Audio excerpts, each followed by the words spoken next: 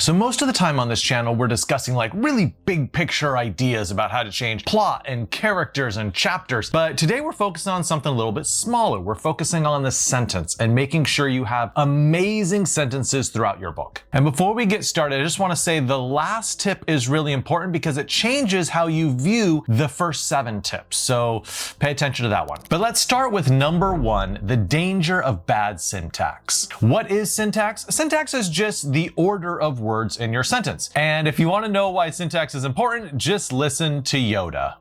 Much to learn, you still have. The reason why Yoda sounds so different than everyone else is simply because the order of words is mixed up. Take a look at this example. My dog bit my sister. Change up the order of words a little bit. My sister bit my dog. Very different meaning, isn't it? Now, it's very easy not to make a mistake like that, but we're going to be looking at a lot of mistakes that a lot of writers do make. Take a look at this sentence and see if you can figure out what's wrong with it. Rachel saw the fight as she was looking out the window. Now, probably most of you are like, well, that's not a terrible sentence. It's a pretty serviceable sentence. I can tell what's going on. It doesn't seem like there's a huge mistake. But there is. That is actually a terrible sentence. Like embarrassingly bad, because the sentence is not doing what the author wants it to be doing. And all I'm going to do is I'm going to change the syntax. I'm going to change the order of words in the sentence, not change any words. And the sentence is going to be magnificently better. As she was looking out the window, Rachel saw the fight. So what is the most important word in this sentence? It's fight, right? But the first example hides that word in the middle of the sentence as if it's not important at all and focuses the end of the sentence on, oh, she's just looking out the window, which is the least important information in the whole sentence. For the revision, what it does is it sets up anticipation as she was looking out the window and the reader's like, what? What? I want to know what? And then drops the bombshell at the end of the sentence. Rachel saw the fight. So the story ends on the most important information, which makes the reader anticipate the next sentence. So in this case, the better syntax structure slowly builds the sentence and then ends in a climax, kind of like your whole plot in miniature. Now, I talk about this a lot more in my sentence course, including how to use the 2-3-1 principle for ordering your sentences. I'll put a link to that in the description below in case you want to check it out. For now, we're going to move on to number 2, all out of proportion. Take a look at these 2 examples of a man picking up kindling to start a fire. You always have 2 choices in your book. You have a choice to expand a section and give a lot of details and sort of a blow-by-blow account of what happened, or you have the choice to summarize everything, move through it really quickly, and just move on to the next part of the story. Now, let me be very clear here. There is not a right answer. I'm not telling you always choose the shorter version. I'm not telling you always choose the longer version. It really depends upon your style, like how do you normally write? And it also depends on where you are in the book. But what I'd like to do is offer you 3 questions that will help you determine the proper proportion for different sections of your book. The first question you should ask yourself is it interesting? Now, I don't find a guy picking up a whole bunch of kindling for firewood particularly fascinating part of your story, but if there's something he notices out there, or if there's some sort of tension, or if there's some sort of metaphor, okay, like you could make it interesting theoretically. But if there's not something super interesting, then maybe you just want to summarize it in a single sentence rather than wasting a whole paragraph on it. Second question you need to ask yourself is whether you need slower pacing or faster pacing. Say you just came from a scene with like tons and tons of action. In that case, you actually need some contrast and you want to slow down the pace, so you'd want to include some details of him just walking around and getting some kindling. That's what you need at that point in the story. On the other hand, what if the chapter before has been a little slow, you don't have a lot of action? In that case, you need to speed things up a little bit because we want to get to something that's going to hook the reader. And the third question you want to ask when thinking about proportion is, if I don't spend time on these details, then where else in the book can I allot that time? For instance, you might realize that if I don't spend a paragraph on this kindling scene, then I can spend a paragraph more on a fight scene or a chase scene or a scene where 2 characters are falling in love. Now it's time for the next way to interrogate your sentences. Let's look at number 3, overdosing on prepositional phrases. I see a lot of chatter online where it's like, adverbs are the devil, never use adverbs. And I'm like, well, I mean, there's some truth to that. There's times you definitely want to use adverbs, but I'm gonna pick on prepositional phrases because they don't get talked about as much, but I think they can weaken your prose to a huge degree. And let's look at some examples. The cat slept under the table, beside the window, in the corner of the kitchen. That is a string of 4 prepositional phrases to close off the sentence, and I think that is a hallmark of a weak sentence. Really, the most important part of the sentence is the cat slept. After that, I mean, the location, is the location really important? If it is, can you use 1 prepositional phrase instead of 4? Now let's look at this next example, which is a little bit more complex. In the heart of the city, beneath the glow of street lamps after midnight, James walked toward the bridge over the river with determination in his eyes, despite the rain against his face. Like a drain that gets clogged with hair, this is a sentence which is clogged with prepositional phrases. Just look how many there are. In, of, beneath, of, after, toward, over, with, in, despite, against. I think it's possible to read that sentence or to write that sentence and not realize like, wow, I have way too many prepositional phrases here. But as a general principle, prepositional phrases are some of the weakest parts of your sentence. You want to focus on fun verbs, active verbs. You want to focus on great nouns. You want to focus on balancing out all the pieces of a sentence and not having 90% of your sentence be prepositional phrases. Now, this next point is absolutely key when you're choosing how to write and also how to edit. It is number 4, hit the right tempo with story beats. So we're going to look at 2 examples, a story section with too many beats and then a story section with no beats, and we'll add a few in. First of all, let's look at one with too many beats. So take a look at this section. What the author has done is realize like dialogue alone doesn't really cut it. I need character actions and character movement alongside that dialogue. But, they went overboard. And you can pause the video if you want a little bit more time to read it. So how would we revise this so the beats aren't sort of overwhelming the dialogue here? Well, let's go through and cut out some beats. There doesn't need to be a beat for every single line of dialogue. Let's cut out the rubbing his fingers together. We'll keep the next 2 beats, but then cut out the 4th one. I knocked on the body twice. Let's cut out the held out a hand for the keys. Let's cut out dug in my pocket for the keys, because that's superfluous. If he's handing the keys to him, obviously he dug in his pocket for the keys. And then let's cut out he turned the key in the ignition and the engine started up. This revised version has about half the beats, but what it does is it lets the reader breathe a little bit and also lets the dialogue be the star of this section. Now, you could make the entirely other mistake, like in this next example, and have no beats at all. Here we have what an old writing teacher of mine used to call strip dialogue. It's just dialogue with no dialogue attribution, with no character actions. It's just dialogue alone. And if you go ahead and add in a few story beats, we can actually see these characters. We're actually put into the scene a little bit more. And overall, it just feels like we're witnessing something rather than being on the outside and being like, I can't tell what's going on. You have to determine for yourself whether you tend to add too many story beats or whether you have too few story beats and whether you need to add some in or cut some out. For this next point, I think most writers have only heard one side of the argument, and I want to make sure I give the other side as well, so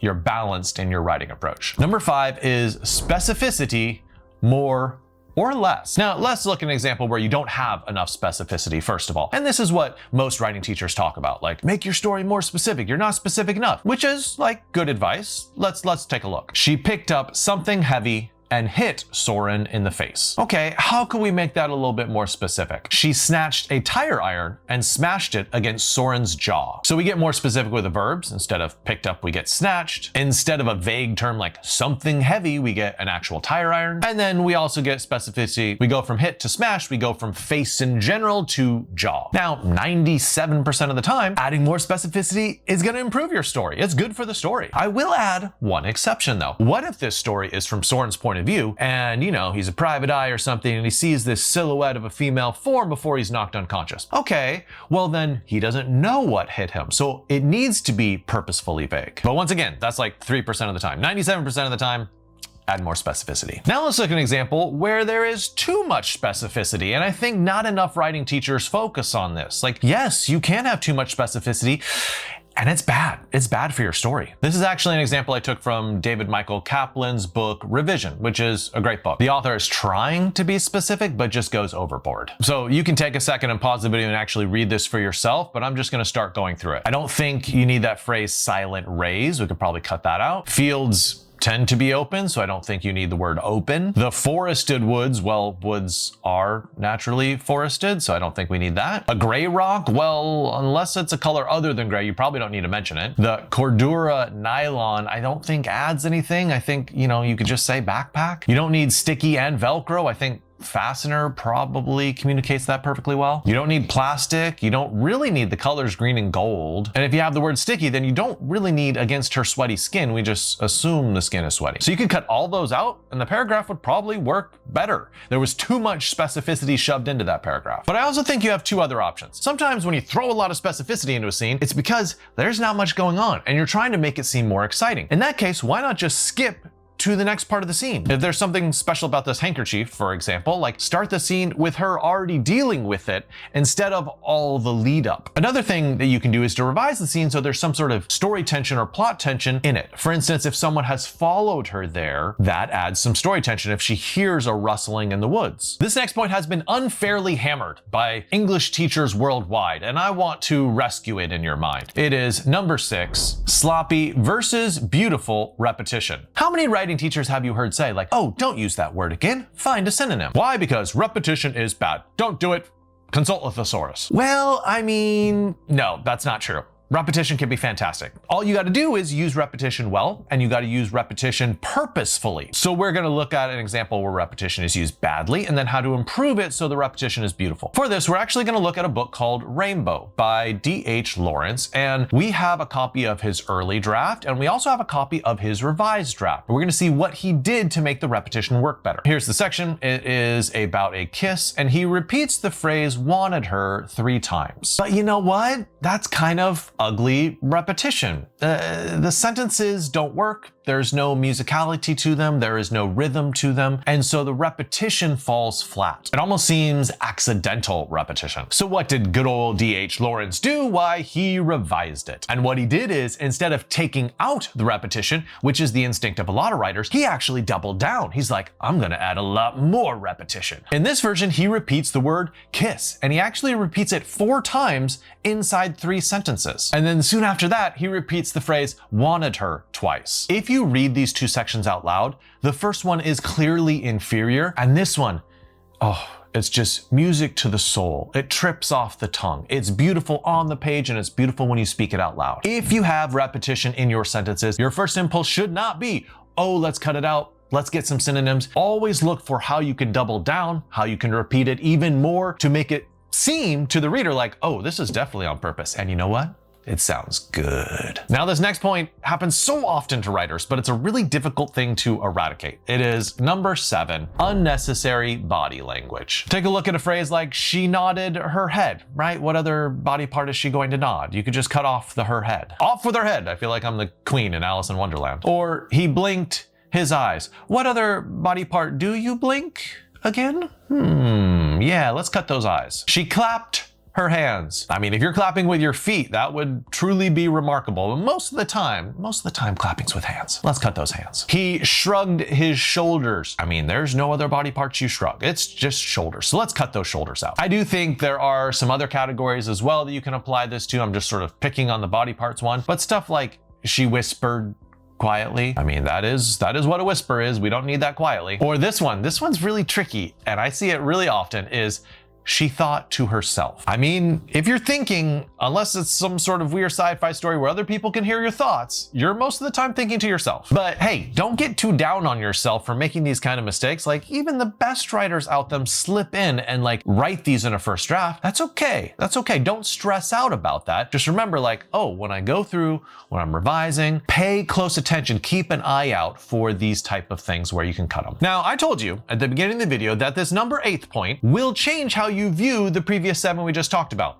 And I wasn't lying. It really is a philosophy of how to edit and revise. So let's look at point number 8, pare it down. I had an old writing teacher who used to have a phrase, and his phrase was, you can't polish sandstone. Sandstone is a very gritty stone, so if you try to polish it, it's not gonna get smooth. All the little bits are just gonna roll off and you're just gonna keep on going down and down and down, and it's still gonna be gritty. You can't polish it. What he meant by that is that it's useless to revise what you should just cut. In a lot of the examples above, you have to make a decision whether you wanna just cut out some of the extra specificity or whether You just need to delete that whole paragraph. A lot of times you have a sentence like, she walked to the door. Well, some of the time you can skip that and just start with her already in the next room, where the action's actually going to happen. Or you have something like, they drove to Scranton. Okay, is there anything special about the journey? If there's not, then hey, just delete that whole paragraph and start with them already in Scranton doing whatever it is they're doing, like